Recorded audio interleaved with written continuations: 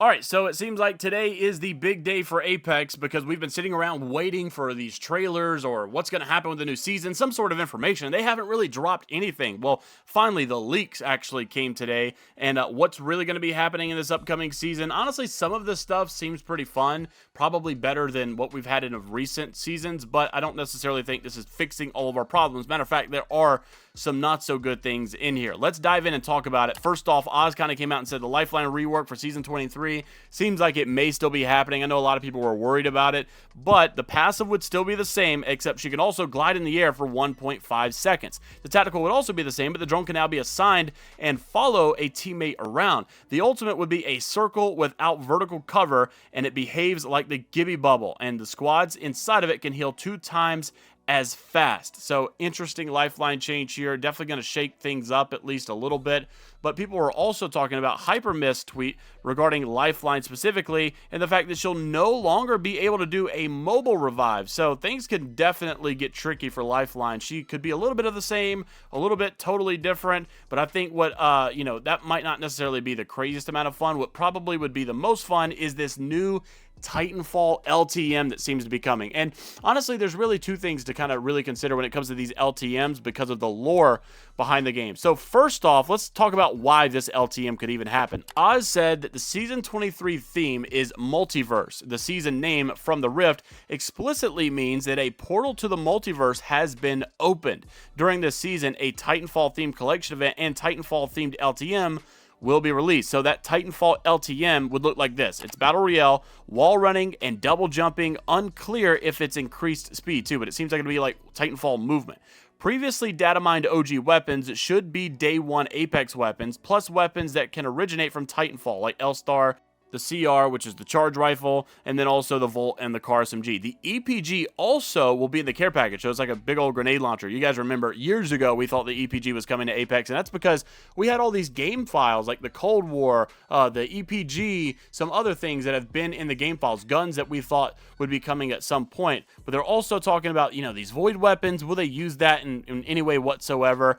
But I think there's also another big thing to take a look at here, right? We've also saw that the Kings Canyon map changes kind of showed that there was something in the sky. We thought maybe we were going to go back into an OG version of Apex, and that does seem to be the case. Hyperm Miss had said the original Kings Canyon is coming back in Season 23. Does that mean we're going to an OG version of Apex, or are they just bringing this Titanfall themed event onto the OG version of the map? That's definitely one that we're still waiting to see.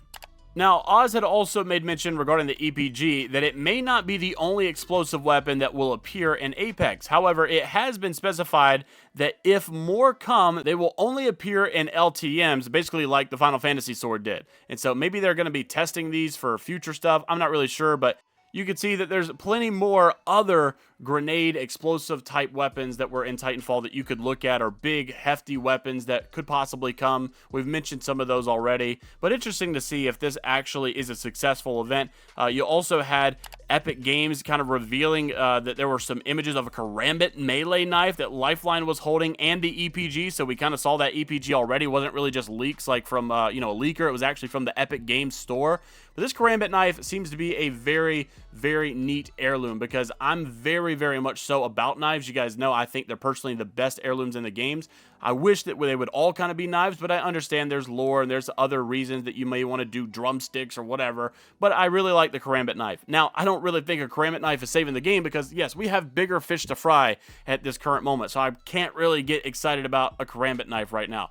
Now, on top of the game feeling slightly different because of the Lifeline changes or whatever, Oz had also made mention that there will be additional support class perks for Season 23, and that is 1, no movement slowdown when healing, and also small heals will deal twice as much like level 4 armor. That's going to be very interesting because obviously this is a big deal. I think mostly no movement slowdown when healing is going to be huge. Keeping that momentum might be really, really huge. So you're getting a Lifeline change, kind of a buff really, and then on top of that, support class is also getting a buff. This may definitely be a Lifeline season. And so far, it's been pretty decent news, right? Nothing too bad, nothing crazy, nothing also that good either. I guess just solid updates. We kind of expected a lot of this, but unfortunately, Apex did come out with another update, And this is good for some, I guess, and it's also really bad for some. So the dev team came out and they gave an update regarding Linux, and they basically said that Linux today and Steam Deck using Linux will no longer be able to access Apex Legends. They're cutting it off. They basically go through to say that, hey, Linux is very attractive for these cheaters and to try to keep the competitive integrity top of mind and priority, blah, blah, blah, blah, blah. Here's a decision that we're trying to make. And also they said we have some data, I guess, to back it up. And so we think they're saying, okay, that this should help a little bit with the cheater situation. Now, if it does actually turn out to be that way, then and the anti-cheat update is going to work from this, then okay, I think we're all mostly about it, right? This is probably a good thing if it actually does fix our cheater problem. The question is, will it actually fix our cheater problem? I'm not really sure. Professional coach Loopy says, as a Linux user, I want to say I'm extremely disappointed in the usage of this argument once again. It's really sad to see you guys go for a low effort change to make it seem like your commitments are anywhere but making more money. Some people were arguing, hey, they did say they have data to support it, but Loopy also said that Linux has less than 5% of the player base. Both you and I know that 5% of the player base is not doing all the cheating. Some people were also pretty upset because they said they literally let me spend money on the game before taking my privilege away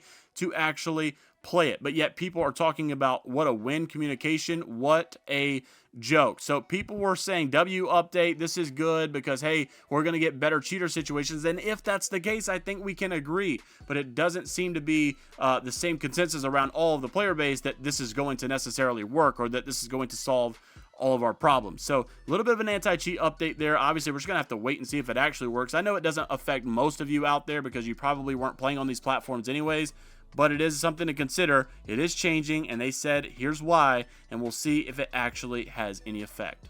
So now that you've seen, and we're literally a week away from Season 23, what are your thoughts as we approach this new season? Is it going to be good? Is it going to be bad? Are we looking good? Are we looking up? Are we looking down? Or are we just going to have to wait and see? I know that it's been the conversation for the last month or so, maybe even more, and I know it gets draining. I'm just trying to deliver and report the news. I honestly am hoping and praying for better days ahead. Let me know what your thoughts are down below. Like and subscribe if you want to stay up to date with all things out of the world of Apex Legends news, drama, stories, updates, and until then, we'll see you all later.